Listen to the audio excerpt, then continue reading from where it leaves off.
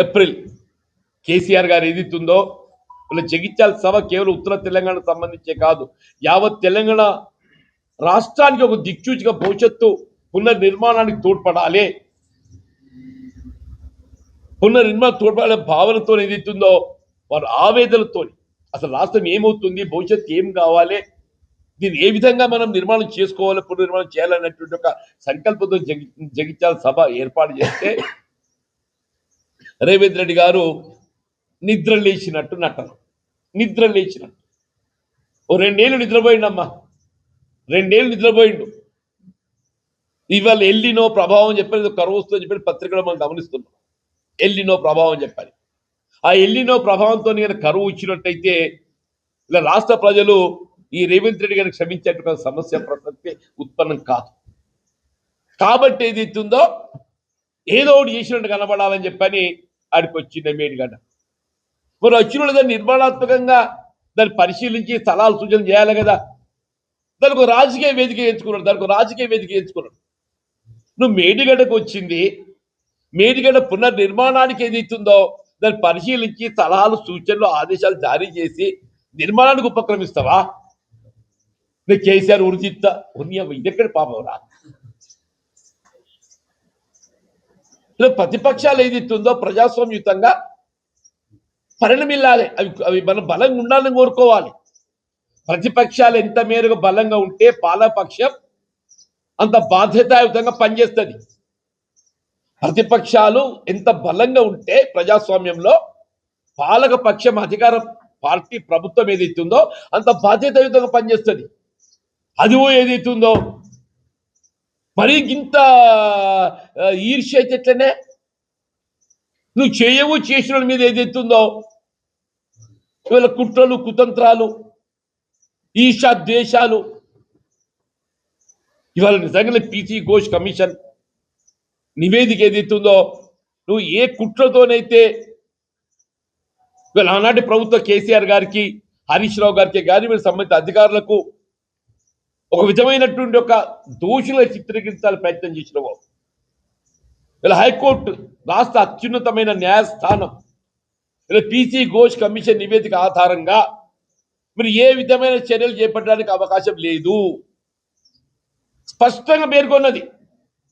PC Ghosh commission నివేదిక ఆధారంగా Kaleshwaram project సంబంధించి మీరు ఎవరి మీద ఏ విధమైనటువంటి ఒక చర్యలు చేపట్టే అవకాశం లేదు. అంటే ఏ విధమైన నేర ఆధారితమైనటువంటి యొక్క ఆధారాలు అందులో లేవు, ఏ విధమైన నేర ఆధారితమైన ఆధారాలు అందులో లేవు. అంత స్పష్టంగా పేర్కొందని చెప్పి అంటున్నాను. మొత్తం తెలంగాణ రాష్ట్రానికి జీవనాధారం కాళేశ్వరం ప్రాజెక్టు. ఇప్పటికైనా కళ్ళు తెరువు అని చెప్పంటున్నా. ఆ మేడిగడ్డ పునరుద్ధరణ ఏ విధంగా చేస్తావు, అన్నారం సుందీలు ఏ విధంగా వినియోగంలోకి వస్తుంది, అది ఆలోచన చేయమని చెప్పంటున్నాను. అది ఆలోచన చేయకుండా ఏది ఇస్తుందో నీ ఎన్నికల ప్రణాళిక చేసిన వాగ్దానాలు అమలు చేసే ప్రయత్నం చేయమని చెప్పంటున్నావు. అది చేయకుండా ఏది ఇస్తుందో నీకు ఎప్పటికి ఏది ఇస్తుందో కళలో కేసీఆర్ కనబడతాడు. రేవంత్ రెడ్డి గారి కళలో ఎవరు కనబడతారు? కేసీఆర్ కనబడతావు. అబ్బా కొడుక మళ్ళీ కేసీఆర్ వచ్చి నువ్వు సకనోడు అయితే అంత తొందరగా కేసీఆర్ గుర్తుకొస్తాడా? ఏదైనా ఇప్పుడు అన్నాడు దశాబ్ద కాలం తర్వాత ఇంకా మెరుగైన పాలన మేమందరం కూడా ఉన్నాం. వీళ్ళ కేసీఆర్ గారు 2 పర్యాయాలు ముఖ్యమంత్రి ఏదైతుందో ఈ రాష్ట్రాన్ని జాతీయ స్థాయిలో అంతర్జాతీయ స్థాయిలో నిలబెట్టడం జరిగిందో ఇంతకంటే మెరుగైతే బాగుంటుంది. వీళ్ళ పెట్టుబడి సహాయం 10,000 ఇచ్చిండ్రా, ఇంకో 5,000 ఎక్కువ చేసి 15,000 ఇస్తే బాగుంటుంది కదా అని చెప్పి అనుకున్నామే అంటున్నాను. కేసీఆర్ గారు ₹1,00,000 రుణమాఫీ చేసిండా అని రాష్ట్ర రైతాంగ అప్పులో ఊబిలో పేరుకపోతున్నారు. 2 లక్షలు చేస్తే ఏం పోతుంది, 2 లక్షలు చేయాలి అని మెన్సరే ఆశించినాం, చేతం కావద్దు అనుకున్నాం. ఏమైంది వల్ల సగం మందికి చేయలేదు చెప్పంటున్నాను. ఆడబిడ్డలు పెళ్లికి తోడ్పడితే ఎవరు ఆలోచన చేయ విధంగా ఏది ఇస్తుందో ఆయన ₹1,00,000 వరకు చేస్తుంటే అది ₹1,00,000 అట్టి ఖర్చులేక పోతుంది.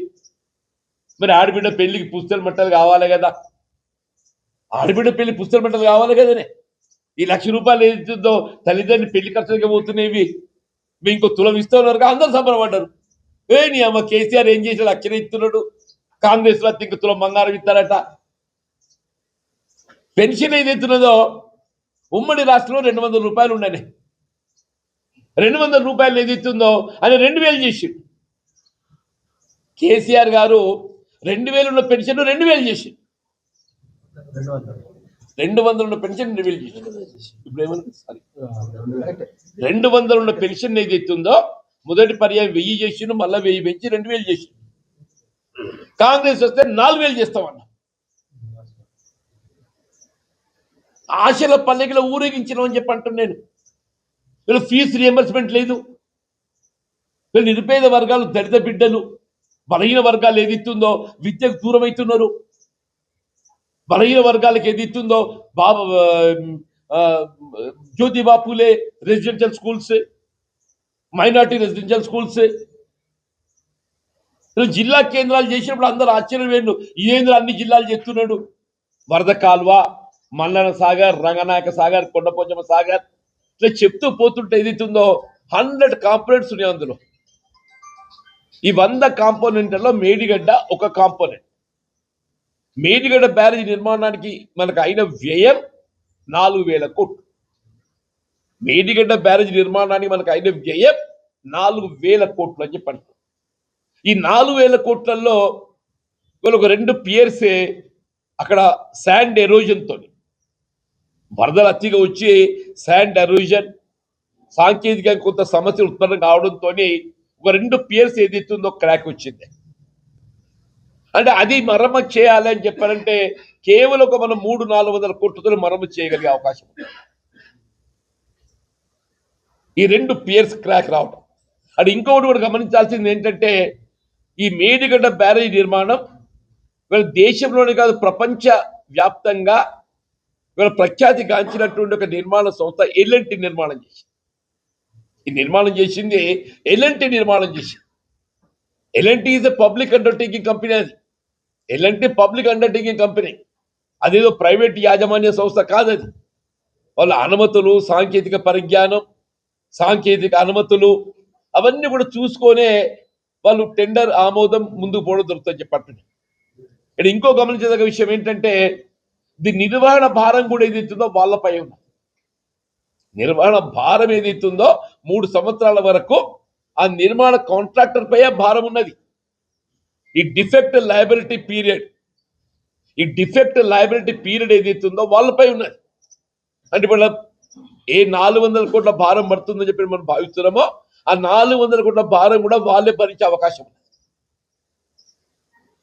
ఇవన్నీ మనకు అవకాశాలు ఉండి మన మేడిగడ్డ కాళేశ్వరం ప్రాజెక్ట్ వినియోగానికి సంబంధించి రాష్ట్రంలో కాంగ్రెస్ ప్రభుత్వం ఏర్పడి 30 మాసాలు గడుస్తుందమ్మా. I was part of it earlier in the Congress party. మేము కూడా తుమ్మడి వద్ద బ్యారేజ్ నిర్మాణం చేస్తే బాగుంటుందని చెప్పని భావించింది. మరి వీళ్ళ కాంగ్రెస్ ప్రభుత్వం ఏర్పడ్డది, రేవంత్ రెడ్డి గారు ముఖ్యమంత్రి అయిందే. వీళ్ళ కాంగ్రెస్ పార్టీ ఎన్నికల ప్రణాళికలో తుమ్మడి వద్ద బ్యారేజ్ నిర్మాణం చేయడం ప్రాధాన్యత అంశంగా ఎన్నికల ప్రణాళికలో పేర్కొంది. అది నిజంగానే సాధ్యమైనట్టయితే మరి రేవంత్ రెడ్డి గారు ఏదైతుందో 30 మాసాలు గడుస్తుంది, 3 బడ్జెట్లు ఇవాళ ఆమోదం పొందిండ్రు. మీరు తుమ్మడి వద్ద బ్యారేజ్ నిర్మాణానికి ఎందుకు మీరు ఉపక్రమించలేదని చెప్పంటారు? ఎందుకు ఉపక్రమించలేదని చెప్పంటారు? ఇది అంటే మీ వైఫల్యానికి నిదర్శనం కాదని చెప్పంటారు. నేను వీళ్ళు ఏమైందంటే పోయిన 2 సంవత్సరాల అదృష్టం ఏంటంటే మన ప్రకృతి సహకరించింది. అదృష్టం కొద్ది వర్షాలు ఏదైతుందో అనుకూలంగా మనకు సహకరించినాయి.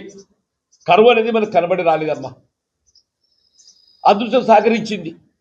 మరి ఒక ప్రభుత్వ అధినేత ఏదైతుందో అలాంటి కేసీఆర్ గారు దూరదృష్టితోని రేపు ఎప్పుడే సమయం ఎట్లొస్తుందో, కరువు వస్తే ఏదైతుందో తెలంగాణ రాష్ట్రానికి మరి ఏ విధంగా జలవను పొందగలుగుతామని చెప్పిన భావనతో ఏదైతుందో మరి మేడిగడ్డ వద్ద మరి బ్యారేజీ నిర్మాణం చేసి దాన్ని ఎగువకు అన్నారం సుందిల్ల ద్వారా ఎల్లంపల్లి తరలించి నీటిని యావత్ తెలంగాణ రాష్ట్రానికి వినియోగించే విధంగా కార్యాచరణ రూపొందించి అమలు చేసి